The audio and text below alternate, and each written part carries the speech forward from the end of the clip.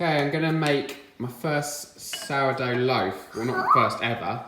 And this guy's gonna help me. You're gonna help me, aren't you, George? We're gonna cook. So I've got my starter, which I've been doing for a week now. Okay, I've got the lid open. This is my sourdough. Look how bubbly and active that is. So I'm gonna use this because it needs feeding. I'm gonna take 320 grams of that out. I've got a mixture of white organic flour and brown organic flour. I've managed to come by some flour now.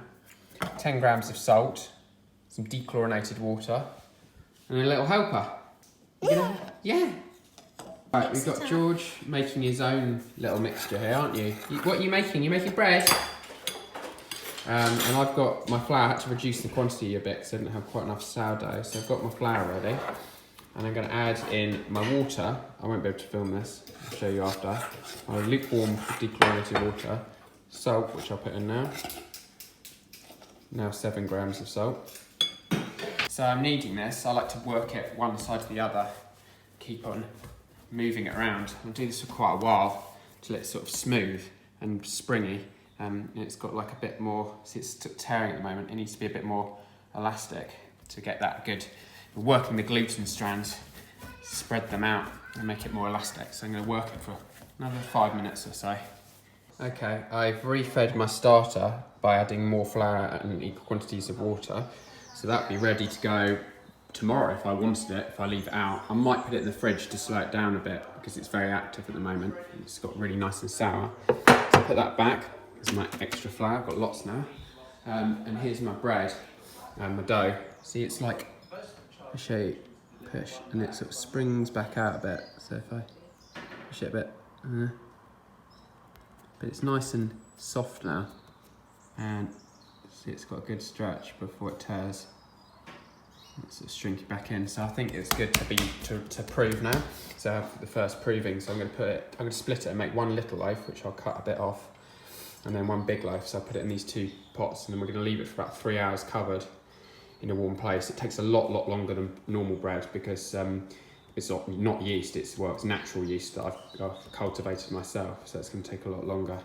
So I've got my bread covered in cling film, and it's this is the larger loaf, the smaller loaf, and I'm going to leave them to prove.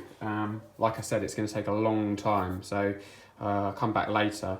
Apparently what you can do, because they have 2 proving stages, so I'll prove these, they'll double in size and get nice and soft and pillowy. Then I'll knock them back, which I'll show you, and then they go into the vessel that they'll be cooked, turned out into the oven in. And then at that point they can either go in the fridge and be left till the next day. We'll see where we're at, or I can bake them today. Right, I've come back and I haven't really kept track of time actually. It's 3 o'clock now. I think I did these quite a lot earlier today, but you can see they've really risen up. They're ready to knock back and prove for a second time. And I've got a little scraper as well, so it should work out well. And I've got a little naked guy helping me. My dough here, look how pillowy and soft it is. Oh God, it feels good. Right, George. George has got flour on the surface for me, which is very helpful. And we're going to turn this out. Can you pat that? Good work. So what we're doing here, which George is doing a fantastic job at, keep doing it. We're knocking it back, aren't we, George? Knocking it back.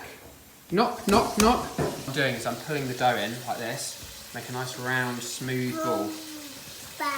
Yeah, and then just going to gently plop it in here, and it will hopefully rise out and expand in there. And I'm going to cook it in this, which isn't traditional way of doing it. It's good, isn't it? We'll cover that. Now I'll do the small one. So George has got a bit bored, but what I've done is I've put a small one in here, large one in here, and we're going to let them prove for a second time and expand out in the dish. And I think really with sourdough, what you'd normally do is have a basket or a bowl. You'd let them expand in that and then tip them out onto a baking tray to free bake.